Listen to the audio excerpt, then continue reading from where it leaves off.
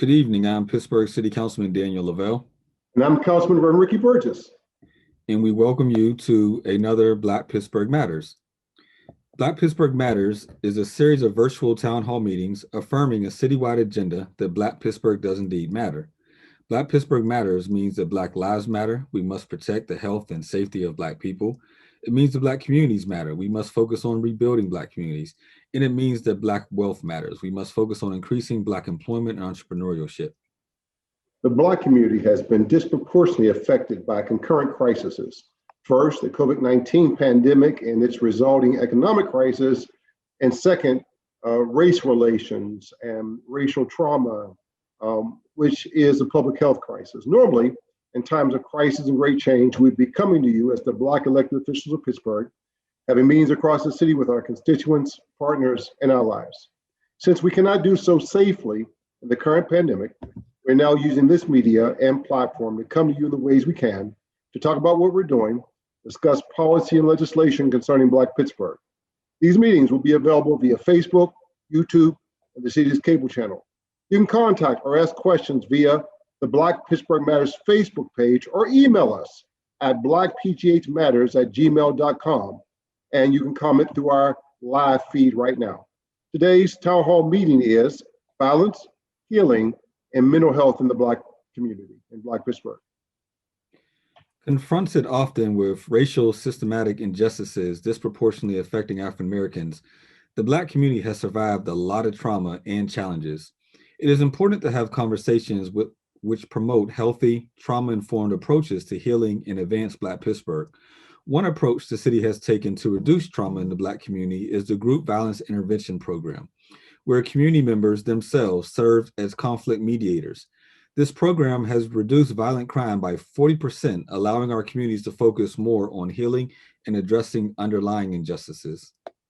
As we look forward to working together to create a city for all where Black Pittsburgh matters, it's crucial that our approach takes mental health into account, where we acknowledge the trauma and challenges Black people face in working together to move forward to a future where we not only achieve justice and equality, we're able to heal from the effects of prolonged inequality and injustices. And, Daniel, as you know, that's sort of been my story. My aunt was shot and killed. My mother had a nervous breakdown and for 30 years never recovered from her mental illness.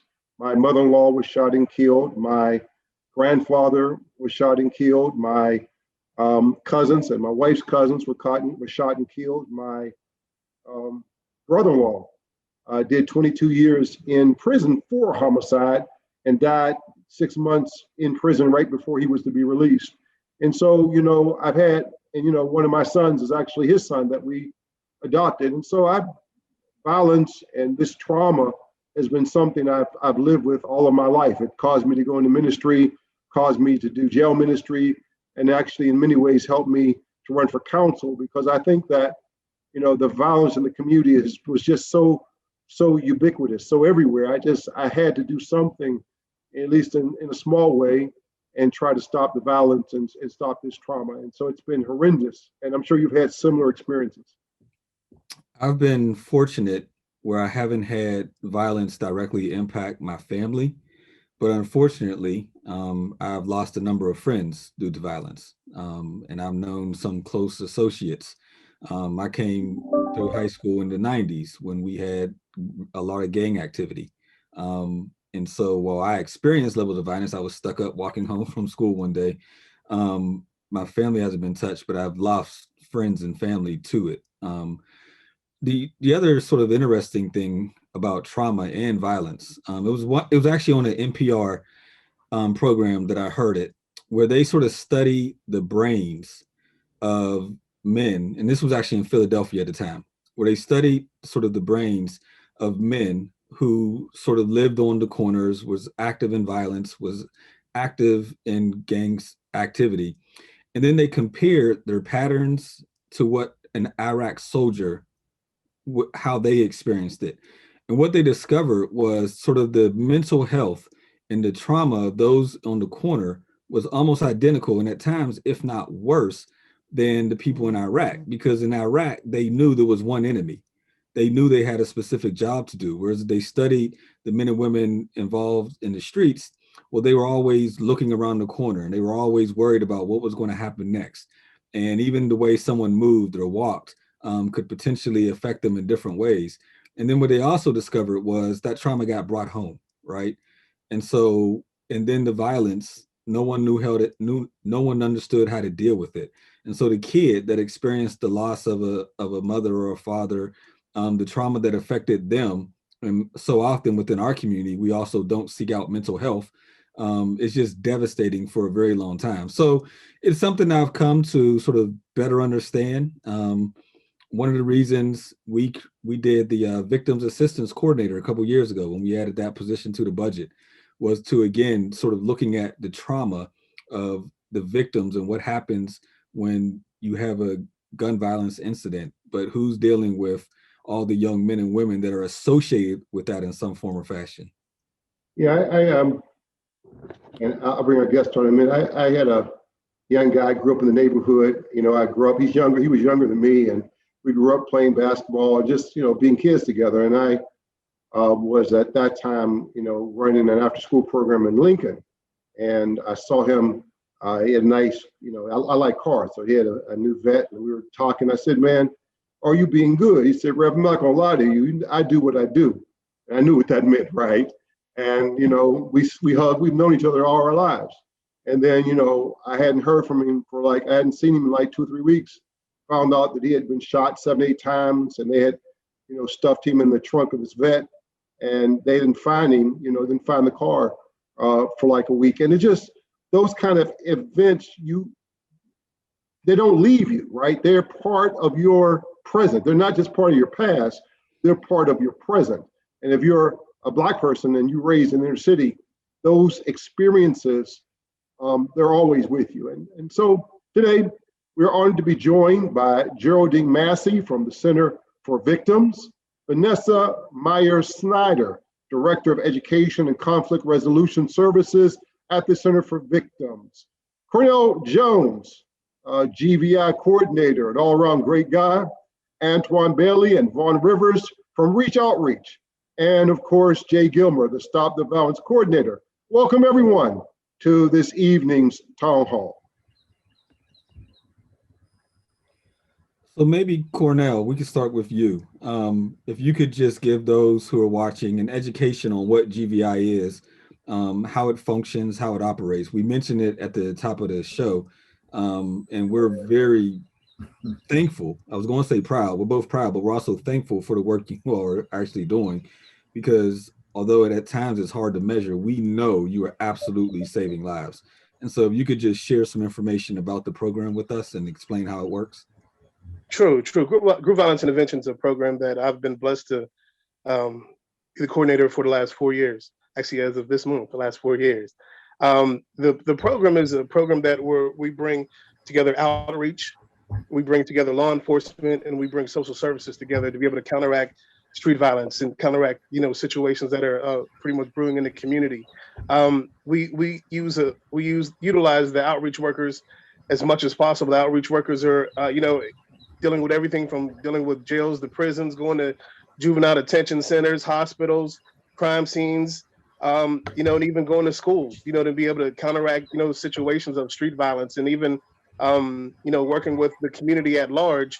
And, we're doing things that are part of the initiative, such as custom notifications, which we're going to people's houses and, with the village, with people from the community, to be able to help talk to that person, to let them know that, we care about you, we love you, we want you to be able to stay alive and stay out of prison. And we're giving them the proper resources and connections to be able to make those things happen so that they're successful. The goal of, GVI is to keep them alive and out of prison. You know what I mean? And we have people who are part of the team who have been in the streets. We have people that are a part of the team that know the community, that are people of influence of the community, that are working with us, that are strategizing with us on a regular basis, with myself being the coordinator. And then I then talk to and work with the law enforcement part to see when we need to include them. We found out that including the law enforcement part of group violence intervention is the last resort. We don't want people to get arrested. We don't want people to get arrested. We want people to be able to be successful, which is why even when we're going and doing custom notifications at people's houses, when we're going with that law enforcement person and other people from the village, that law enforcement person is going to that door with us saying, hey, we're not here because you're in trouble. We're here because we care about you and we want you to live and we want you to stay out of prison. So we've been bringing the village together, everyone from coaches, pastors, clergy. I mean, the mothers from the community, mothers who've lost loved ones, people like that, and letting people see that this isn't just a law enforcement issue. This isn't just an outreach issue. This is a village at large issue. And this is something that is extremely important for all of us working together to be able to counteract street violence. And I really believe that we've been, thank God we've been effective because of good leadership such as yourselves, but we also have good leadership, good community organizations such as REACH, South Pittsburgh Peacemakers, Mad Dads, Pittsburgh Outreach. We got people in strong partnerships and with, Center for Victims, Neighborhood Resilience. And we have a village that is saying that we're not going to we're tired of people dying, and we're going to bring the resources together to be able to help people to live, because we're tired of going to funerals and we want to go to more graduations and we want to go to funerals this year. So we go around to all of our guests, and all of you could sort of talk about your work and how you got involved in this field. So if all of you could sort of take a few minutes, those who, other than Cornell, could kind of talk about what your work is and how what made you get into this field. My name is Geraldine Massey, and I was raised in Homewood, Brushton. I raised my children in Hazelwood. In 1993, my oldest son, Omar, and my youngest son, Gerald, was murdered in Hazelwood. It was at that point, I was a housewife at that point. I had just became a widow. My husband died from colon cancer that same year. And so I went back to work, and I started working for the Center for Victims in 1998. And it was my work at the center as an advocate that really inspired me that there needed to be more done. And so I worked in the court system, juvenile court mostly, and working with the young people and just seeing that there was a lot of trauma and there was a lot of one of our executive directors says hurt people, and I was seeing that. I was seeing these young kids come in and they were hurting, and so I went back to school and I got my master's degree in professional counseling. And then I went on to juvenile court probation to work as a drug and alcohol counselor for the SIS program. And I worked there 2 years, and I went back to the center as a therapist. And then I went to the community again, because again, the community is where my heart is. It's like, I wanna be part of the community, help them. I can't always do that as just a therapist. And so currently I am the family and community support therapist at the Center for Victims. And it's been a journey, but it's been a journey inspired and motivated by all the trauma and the deaths that our community sees on a regular basis. It's the trauma that our community suffers would be unbearable to most people. So that's how I got started. Vanessa? Sure, I'll go next. Thanks for having us. My name is Vanessa Mayer Snyder. I'm with the Center for Victims. I work with Geraldine and work closely with Cornell and Jay. And at the Center for Victims, I've been there for almost 11 years. And when I first started, I was community educator out in the community, talking about just educating people about things that they needed to know about with violence and trauma. And as I started to learn more and be out in the community more, I realized how it's impacting us and all the work that I had been doing over the years in the Black community. And so while I've been at the center, one of the things that we've been working closely with is the Housing Authority City of Pittsburgh, as well as one of my colleagues, Valerie Dixon, who I know has been on this show before, works also with extended services. And so what we're looking at is all the gaps that are out there in terms of services, how we can actually reach out to individuals to feel comfortable and confident about talking about what's happening with them, educating them about what trauma is, because oftentimes we just think that we just go through things, and we have to just keep moving, because as people of color, we're always dealing with different things and we're always moving forward. So it's important to say that it should not be a part of our lives. It's important for us to be able to take care of ourselves. It's important for us to know that there is help out there, to talk about it, to learn how to heal, and that healing is a journey. It's not something that's going to happen overnight, and that there are different ways that people deal with trauma in terms of working through it. I know Geraldine mentioned her work with the center. I know often a lot of other individuals have reached out because of that passion and the loss that they've experienced, but there's also individuals like myself and others that we see that pain, and all we want to do is be helpful and try to guide and help individuals to go through the healing process and through that journey. Thank you, Antoine and Vaughn. How y'all doing today? Well, my name is Antoine Bailey, and I'm part of the REACH program. And how I got involved in this here kind of work is I was always a mentor in my neighborhood, but I was always involved into bad things. So my name was always getting tossed around of doing negative things instead of positive things. And I actually came home from prison 20 years ago, 2001, and I said, I'm never going back. So one thing I wanted to do was change my life around. I never had a job before. Always was on the streets doing street stuff, like you said, your man had a Corvette. So I was one of them guys in the Hill District. And I said, I need to turn my life around, start having children. So I need to be there for my kids or whatever. And so I got involved with a program. It was an outreach program called One Vision, One Life. And that helped me shape my life up and change my life around now. So I've been doing outreach ever since that time up to now. And right now we got the REACH program, and we're in 6 different neighborhoods with 13 different members that's a part of the REACH program. We're doing a phenomenal job with the good work that y'all help us do. Cornell Jones, Jay Gilmore, and every other project that's involved in this here effort. Good evening, everyone. My name is Vaughn Rivers. It's a pleasure to be here with y'all.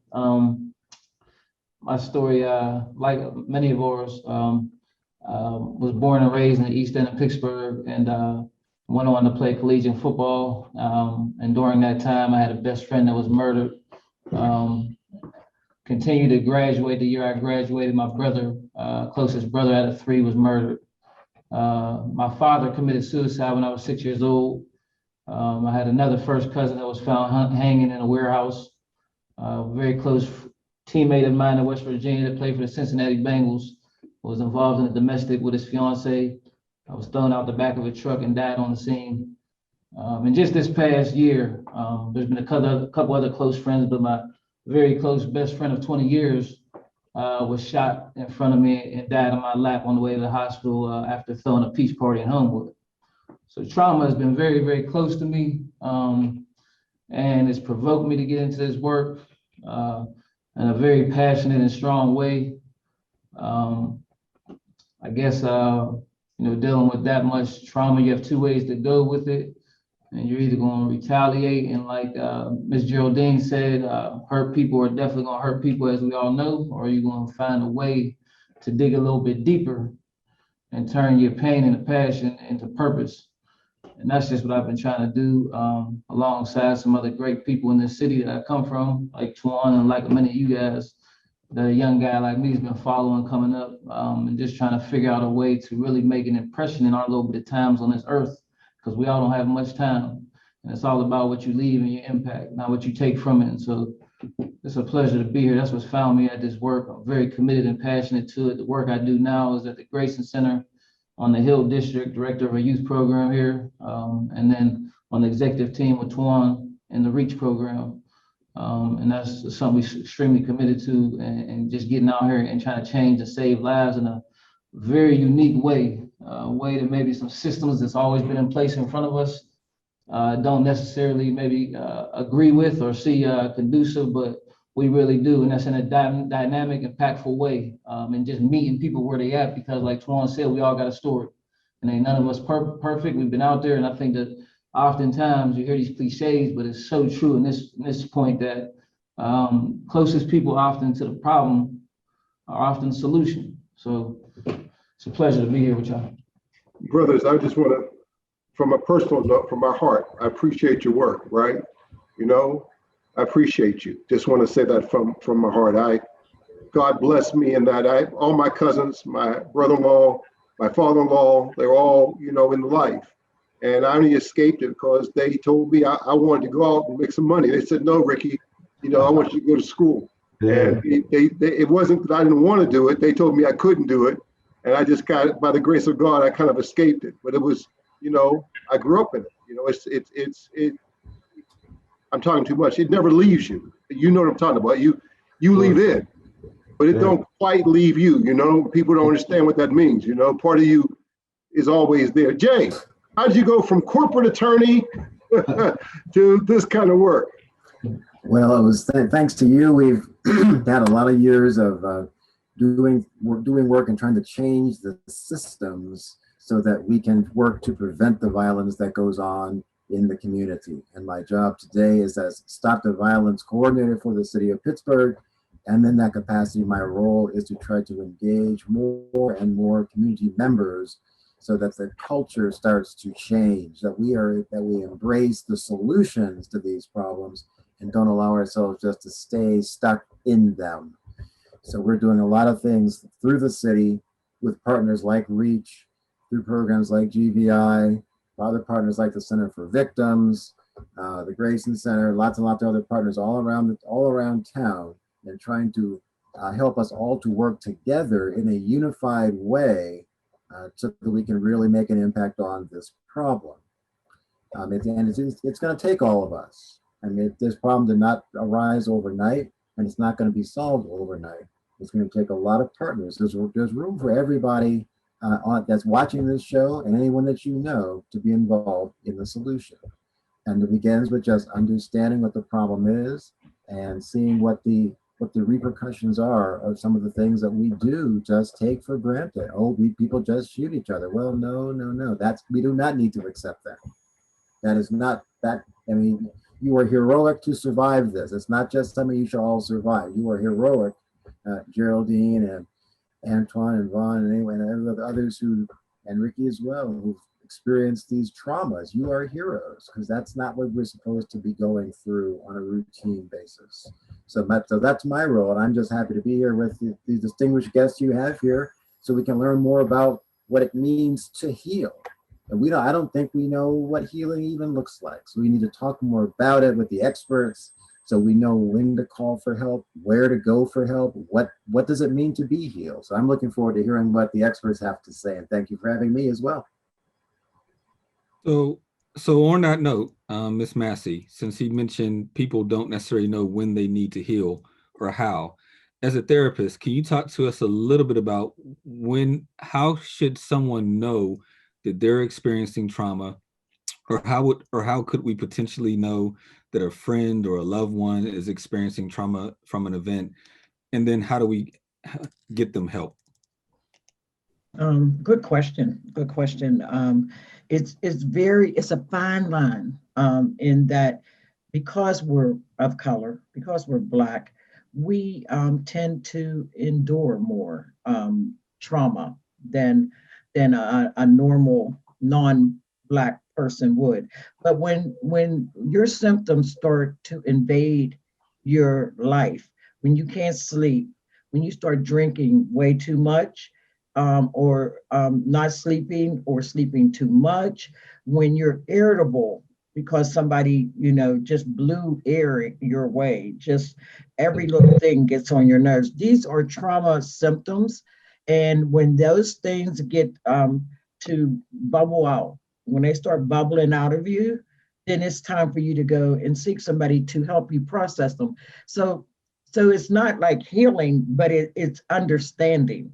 Like, you don't, I don't know if you really heal from trauma, but you learn to understand trauma and its symptoms, and how you can manage them in your life so that they don't become intrusive in the way you live your life, so that they don't affect your love life, your relationship with your mother, your relationship on the jobs.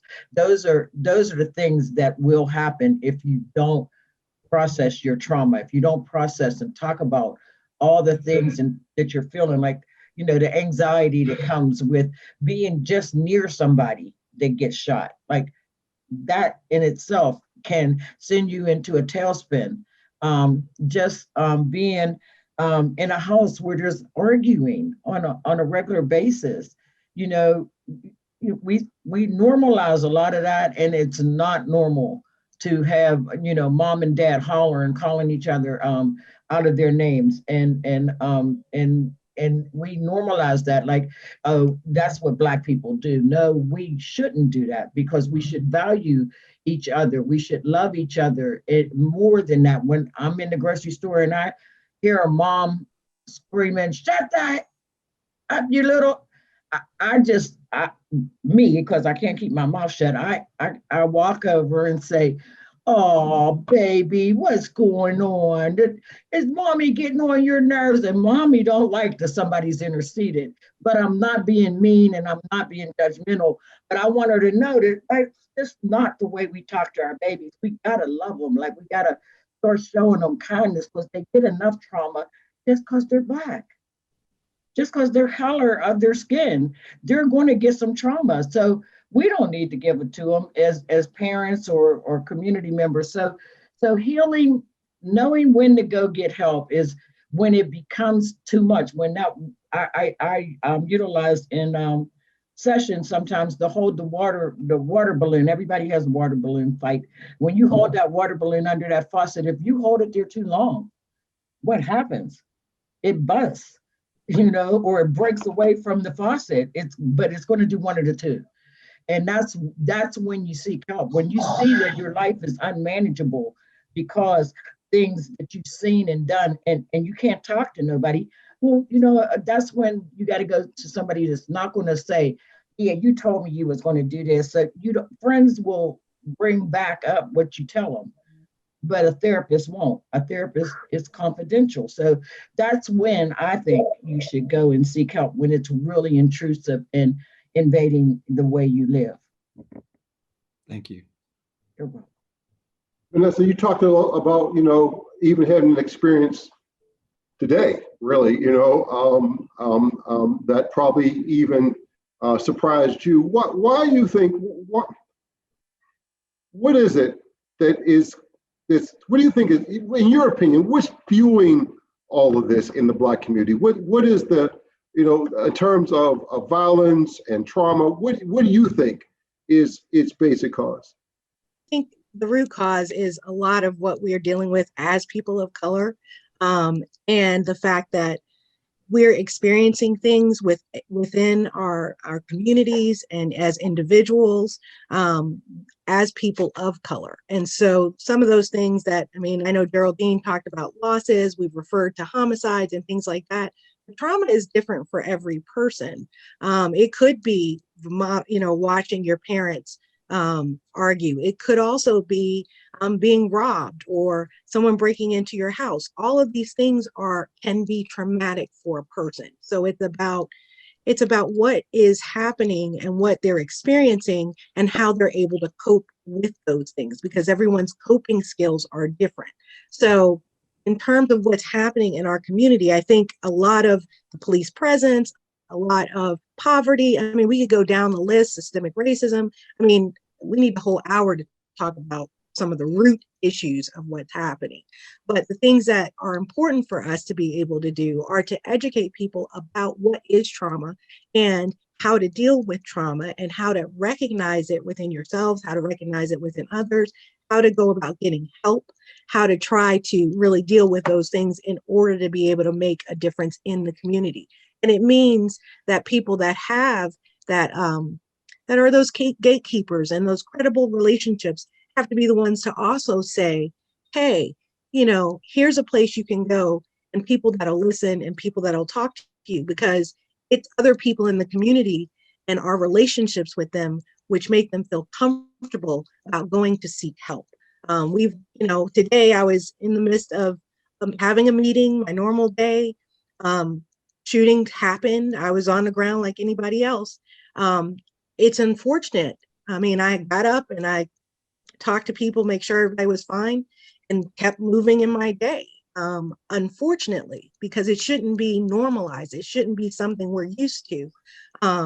But, you know, I tried to reach out to people that were there, find out what's happening, and try to see what we can do to make things better. And so I think in terms of what we can do in the community is about educating, making sure people understand, and also understanding that trauma is not only from violent crimes. It can be, it is a personal thing that happens for each individual. It can be an event, a series of events, anything that, as Geraldine mentioned, can change and impact someone's way of being able to do their normal life, not eating, not sleeping, any of those things, nightmares, you know, fears being triggered. I mean, there's lots of things that can cause someone to feel that trauma and be brought back into the moment.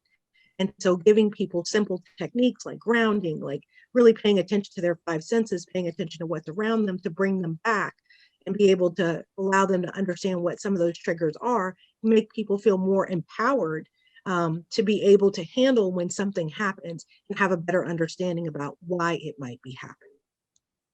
And So what do you think you'll do? What do you think you'll do, Vanessa, to recover from this trauma? Should we have excused you from this TV show? I mean, I would think that might have been the wise thing to do. What do you think? What should you be doing to recover? I already have a plan in place. So I know that when this is over, then I will have a chance to, honestly, I'm going to take a hot bath. I'm going to have a nice glass of wine. I'm going to sit down and vent and talk to my husband about it. But, you know, reach out to people that I know can support me, and make sure that my team member who was with me, she's the one I'm most concerned about, because she was out in the community her first day and this happened. So me, I'm just, you know, I'll do what I need to do to take care of myself to make sure I'm okay moving forward. And who knows, Geraldine might get a call tonight, right? Well, we thank you for joining us, because you really probably, we would have understood if you said I can't make it because something happened today. That would not have been an unreasonable statement on your part. We would have said, of course. I appreciate that. I think this was so important for people to understand, and that we are all impacted by trauma and things that happen. All of us. No one is, you know, all of us can experience that. So it's important to make sure people know that and hear that. Ms. Myers, if you don't mind, because I'm curious, in your opening statement, you also spoke about gaps in services. And so I'm curious, what gaps are there? What can we as government be investing in more? Like what else can we be doing to assist? Well, I mean, I would start with is right now, what we're doing today is amazing, is important, because we got to get information out and we have to make sure that everybody is familiar with what's happening. The other thing is to support those of us who are out there doing the work, our outreach workers, you know, DVI, all of Stop the Violence, Center for Victims, all of us that are out there doing, to be able to support us as we're doing this for residents and communities and families that we care about. I mean, none of us are out there just doing it just for money. We're doing it because we care about our community. Because there's lots of other things that we could do, but if you don't have that passion, you're not going to be out there doing it. The other thing is just looking at budgets and what kind of money might need to be spent in certain areas around mediations, around education, around what community members need from their standpoint to feel safe. I mean, a lot of times we say more police, more police, more police, but that's not always what's going to work. That's not always, because oftentimes the police will trigger, just being in a uniform is enough to trigger someone who's had a bad experience. So just really understanding that this needs to be one of those line items, needs to be something that we take seriously, and as a village work together to find out what community members need and families need. Because I can talk for days about things that I think we can do, but I prefer to hear from the families and the communities in terms of things they need. Gaps in services, and I'll be very quickly, gaps in services, I brought that up because one of the things we realize at the Center for Victims is that a lot of the work that we do, there are still gaps where we're not able to talk to victims, or we're not able to keep in touch with them, or they need other services that we don't provide. I had a woman who, you know, had a target on her back by a drug lord just because she was a member of a family. And this is someone who's not in the streets, not doing that, but was scared to death. And because she wasn't a witness to things that happened and didn't have any more information than the police already did, there was no one to help. Fortunately, she and I brainstormed and we worked on some things and we were able to get her out of state to be safe, her and her family. But those are things we have to look at. What are some of those things that happen, for someone who's been, when their house has been shot up? If we need to have funding to put them somewhere safe, if we need to do things like that, because we have domestic violence shelters, but we don't have anything for someone who's maybe their house got shut up and they're afraid to go back. We usually have to look at ways to get them in a hotel or somewhere safe. And so these are some of the things that are happening that we need help with in the community. And I think government officials, these are things that are important for you all to know, so that as you're looking at your budgets and what's needed, these are some of those things that you can have for line items. And I could go on a list, but I'm not going to do that. So I think that's enough. Now, and Antoine and Vaughn, you guys are practitioners. In my life, I've been a pastor all these years. Over the years, I've had members of the church, kids that grew up in the church, but decide to, travel a different way. Or I've had family members and they'll have their children, they'll bring them to me. And it got to a point where, you try to talk to the young brothers. And for me, I just couldn't talk to them. They were gone.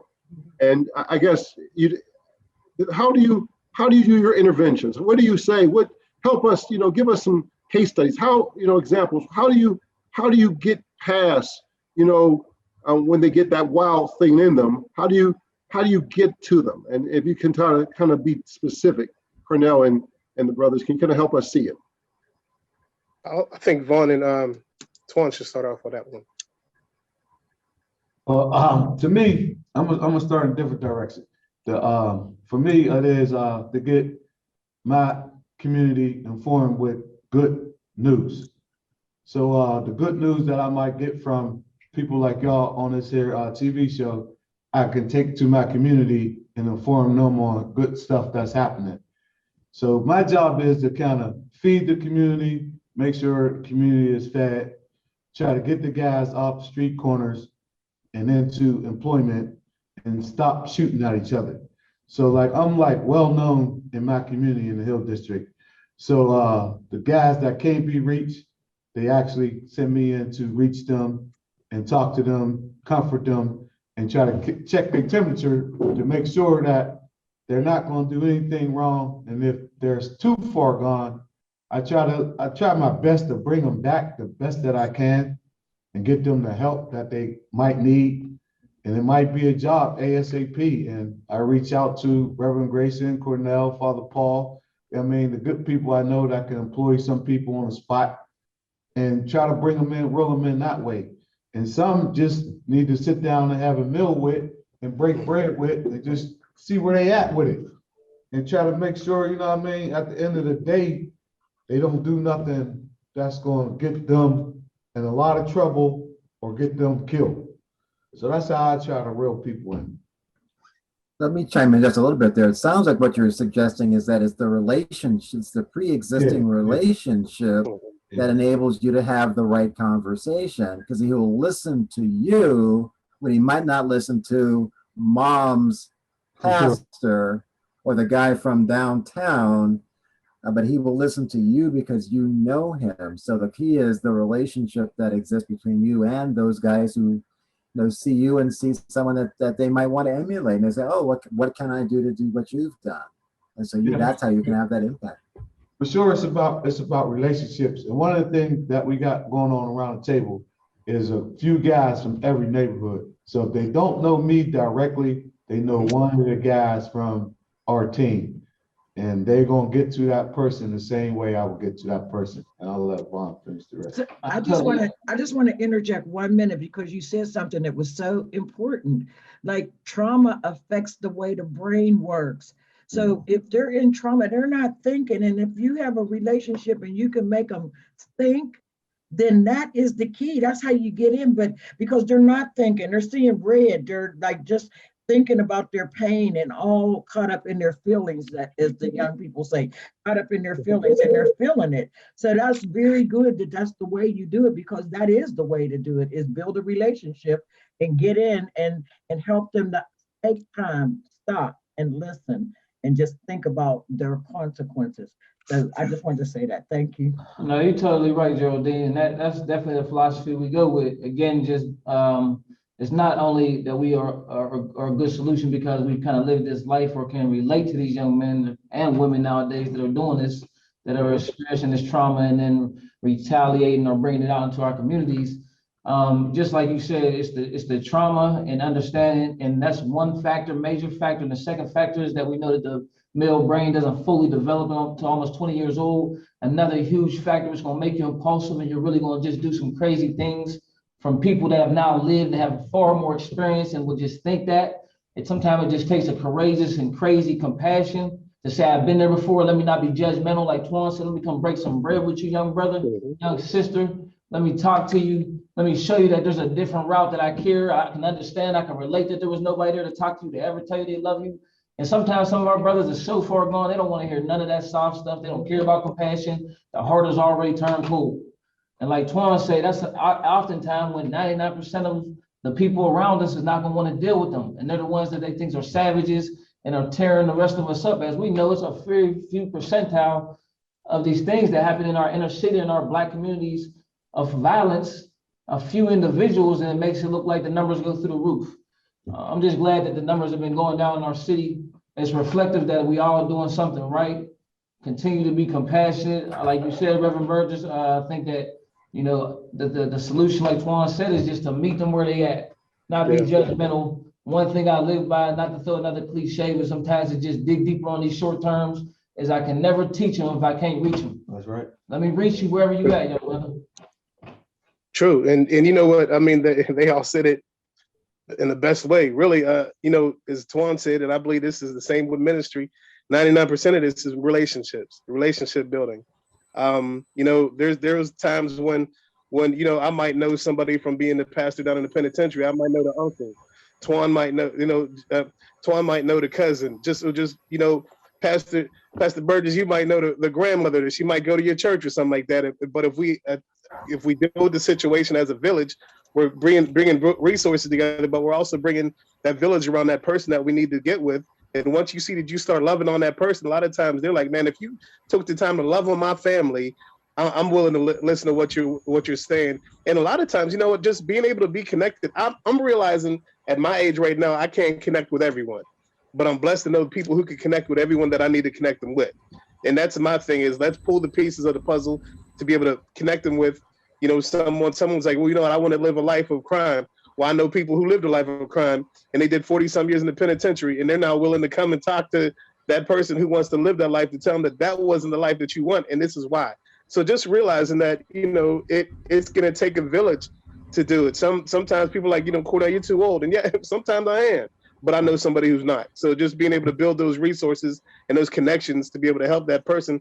Because a lot of times that young person who's acting out, or that person who's acting out, is dealing with trauma issues. They're angry. They're numbing things from situations, from drug and alcohol and stuff like that. They're going through so much pain. So this is just part of the acting out process, but letting them know that they're loved, and we're not going to give up on them when we're willing to walk with them and get them the resources that help out. That's the key. And the last thing I'm going to say is also realizing, you know, I'm not afraid to tell someone that I go to therapy. And some people like, Cornell, I look at you as someone who's strong. I was like, Cornell's strong, but I'm strong because, number one, my faith, but number two is because I got a good therapist. You know what I'm saying? So if you're trying to get some help and help you through the healing process, I'm willing to walk you through that process so we can go both heal together. So it's a teamwork makes the dream work type situation, and it's about working together as a village. Towards that notion of a village, Jay, early on you mentioned that there's a way for anyone who wants to support or get involved. There's a place for them in this sort of puzzle. Can you talk a little bit more about that? Oh, absolutely. We have plenty of things for people to do that want to be concerned and want to help out and try to help reduce violence in this community. I mean, really, it starts with just trying to understand the issue. The issues aren't the way they appear on television. The issues are not the way they might have been decades and decades ago. These issues are relative, they're understandable. It's based on the things you've heard here today. It's based on traumas, it's based on experiences, it's based on not feeling valued, not feeling welcome, not having the resources and access to the resources that you really need. So the beginning is really just getting to know the right people, meet the right people, hear the stories that Antoine and Vaughn and the other outreach workers in Cornell can tell you about what's going on in your actual community. Know that there's only a very small percent of people that's involved. And the things you've heard today, we need to share these stories and the stories of redemption and the stories who have come through this life and have moved on to the other side of it, because there's plenty of those stories. We can't be afraid to hear those stories. We need to ask these people to come to your churches or civic groups or community meetings to share what they're doing, so you will know that when you find a person at whatever school it may be that seems to be caught in his feeling, that you know what to do about it. You don't ignore it. You don't downplay it. So it's the beginning of that process is just to start to understand. And if you need to connect with someone, call any of us, and we will certainly connect you and find a way for you. That's number one. After that, if you want to volunteer for something, there are plenty of things to volunteer for. Anything from the Neighborhood Resilience Project's trauma response team, which goes to homicide scenes and shooting scenes to assist with trauma remediation from the people that might have been affected by it.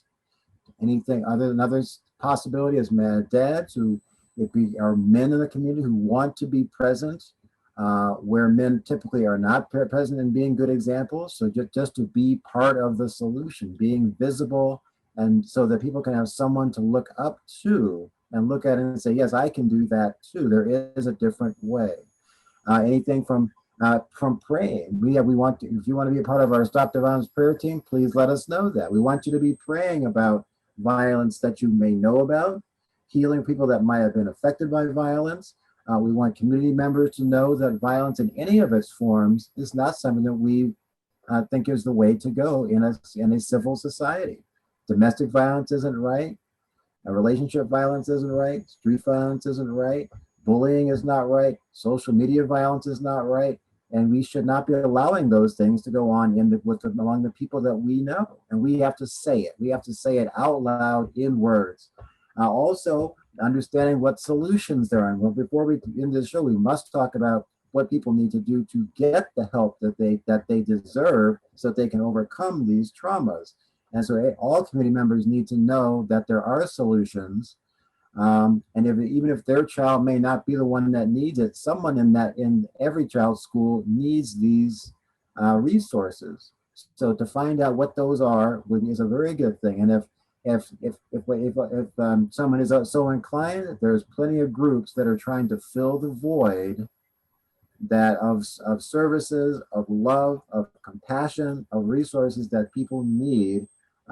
So they're always accepting donations, and there's lots of groups out there. And these days, where more and more of us are working together, so that we can have a unified front, a unified approach to dealing with these street violence issues. And if you want some suggestions, we can certainly provide you with those as well. So those are just a few of the ways that anybody can get involved, starting with that understanding. And I do want to just make sure that I can give Geraldine and Vanessa a chance to just talk about where do you go? Where should I call if I can't sleep at night, if I can't eat, or if I need to decompress or something? Who do I call? What do I even ask for? I would not even know. So the Center for Victims has a 24-hour helpline. Now, I don't know the 1-800 number, but the 412-392-8582 is stuck in my head from my advocacy days. And that answers 24 hours a day. And if everybody that answers that line knows just what trauma is, they understand it, they talk to the person, they get them to the place they need to be. It may be resolved. It may be, to go to the hospital. It may be, just to call their therapist in the morning, or to get a therapy referral, because you can call that line anytime and they will get you where you need to go.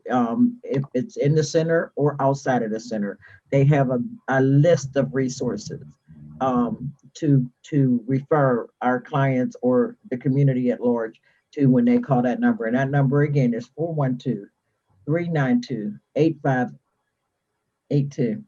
And who can call that number? Who can call that number? Who should call that number? When? Anybody that has been affected by crime.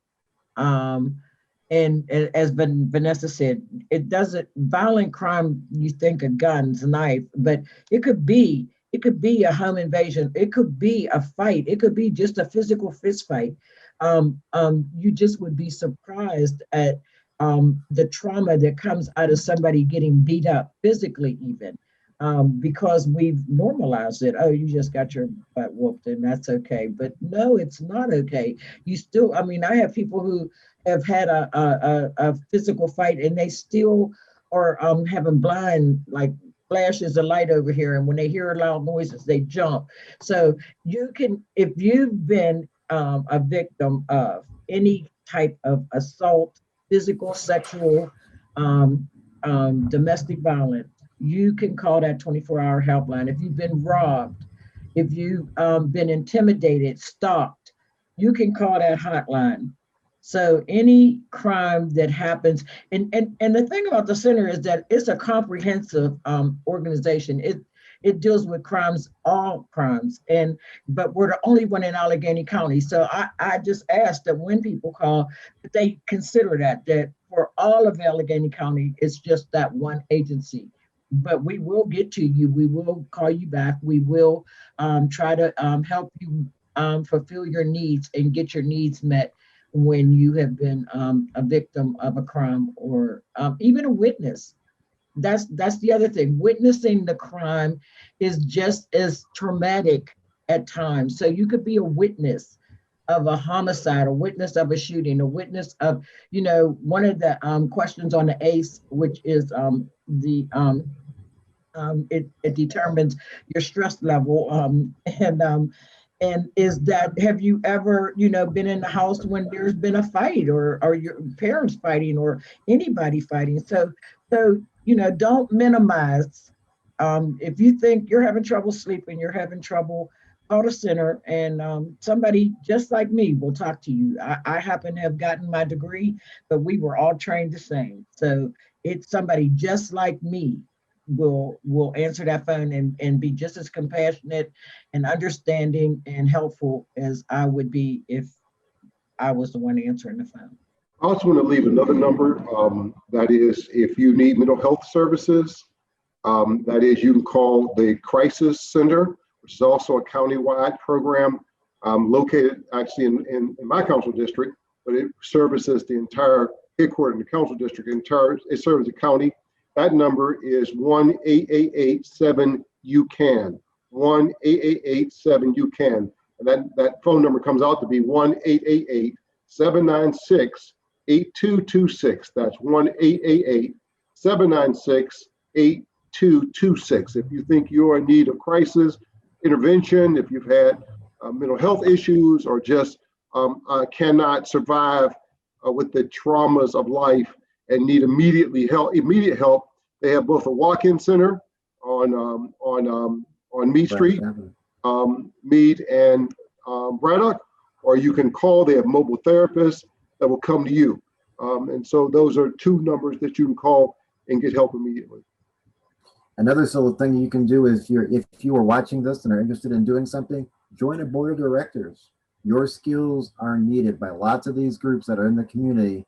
They're always looking for qualified board members, people that are going to be passionate about the issues and just want to learn about the issues. You can use your skills as an accountant or as a computer programmer or as a social worker, anything, any skill you have, any board of directors needs that. Also, I want to make sure everyone realizes that many of the things we're talking about here that GVI, that Cornell does, that Antoine does, that Juan does, these are in the city of Pittsburgh. But if you're in Braddock, PA, or if you're in Rankin, PA, we're not there. And you need to be advocating with your representatives, your city council people to create such programs there as well, because they're not everywhere. the county is doing some, but they don't have any sufficient resources either. And we need to advocate that they get more and more of them, so these strategies can spread throughout Allegheny County to every community that needs them, so that they don't feel as though they don't have the places to turn or the compassionate outreach workers that can reach out to them. Earlier, Rev mentioned what are some of the underlying issues, and I think one of them is poverty. And Twan, I want to catch up with you after this because I heard you mention trying to get people towards employment, and we're getting ready to gear up. If you know of young brothers or sisters who were ever interested in going into the trades, now is the best time ever. They actually do not have enough bodies, and they're actually willing, some of the trades are willing to actually, they're bending some of the rules to get in. Not, I shouldn't say bending the rules, but they're lowering the standards to get in. And they're also even willing, some are willing to say, hey, look, if you go through our training, we'll guarantee you a slot. And so I just want to catch up with you afterwards, because we're also getting ready to put a first source hiring center in the Hill House in the near future, and also gearing up, working with the trades to begin training people for the development that's going to take place on the lower hill. So I just want to connect with you afterwards, but it was on my mind, so I figured I'd mention it. Okay, cool, no doubt. And I just want to throw out there so you know that we're always happy to assist in terms of doing trauma trainings. We at the Center for Victims, we have a Healing Rivers project, which is an entire floor that actually is interactive, help people understand how trauma actually impacts not only individuals but communities, and that because a person has been through a traumatic event does not mean that is their destiny. That there are things that we can do. There is self-care that's needed. There's that understanding of what trauma is. And then there are plenty of people, not only those on this group today, but there are plenty of people that want to help and prepare people. And when people are getting ready for employment, we want to make sure that they have those skills around conflict resolution and trauma, so they're not triggered for something to happen that they respond to and they don't stay in their job. So I always throw that out there because I think it's important. Everyone needs to understand what trauma is and have better conflict resolution skills as well. Thank you. We're running short on time, but I do want to turn it over to Micah Smith, who has been monitoring questions that have been coming in live in the chat and ask so she can get any pressing questions out. Good evening. I think the first is how residents can be supportive of outreach workers' work.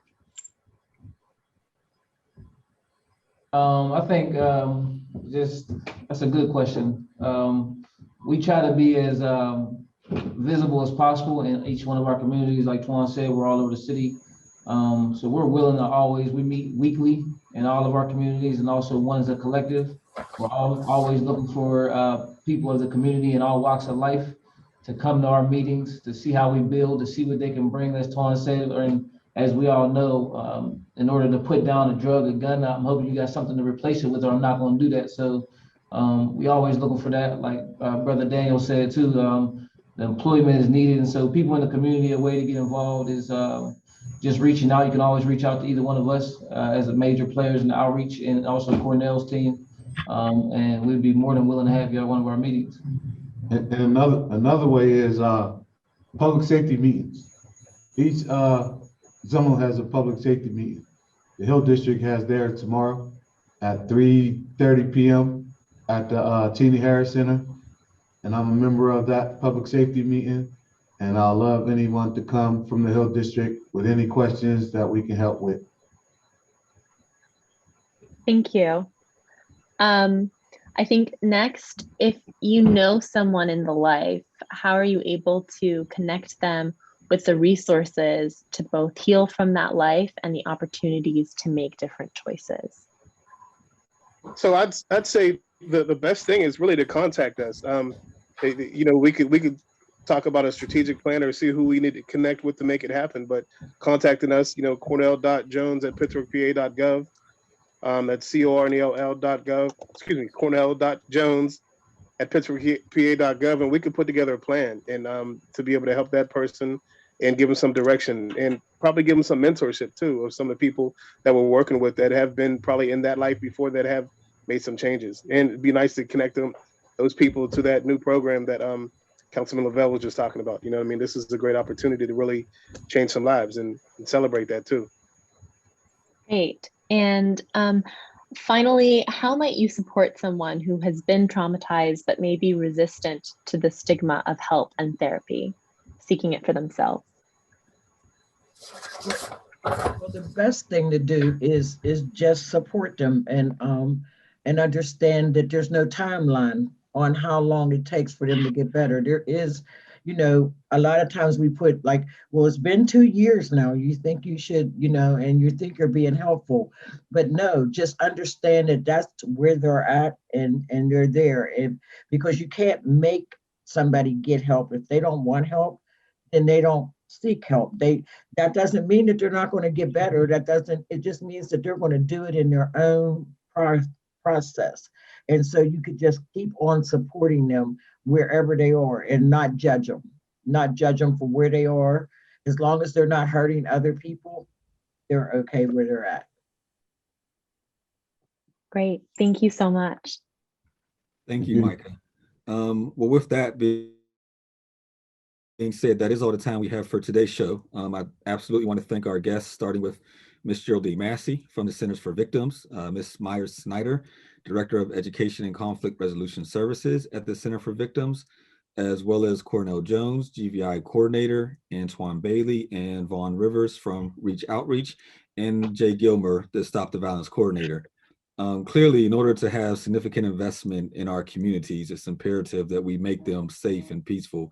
And I want to thank you all for doing that and really moving our community forward. And collectively, we're obviously also all committed to rebuilding our communities in Pittsburgh for Black people and Black people with our partners and allies, which you all are obviously. I want to thank all of you for watching and participating in this town hall meeting. Remember, you can watch this show on Facebook, the city's YouTube channel, or the city's cable channel. A new meeting occurs every Wednesday. By working together, united in purpose, we can transform our city, strengthening it for all of its residents. Pittsburgh is becoming a city for all by becoming a city where Black Pittsburgh matters. Good evening, stay safe, and be blessed.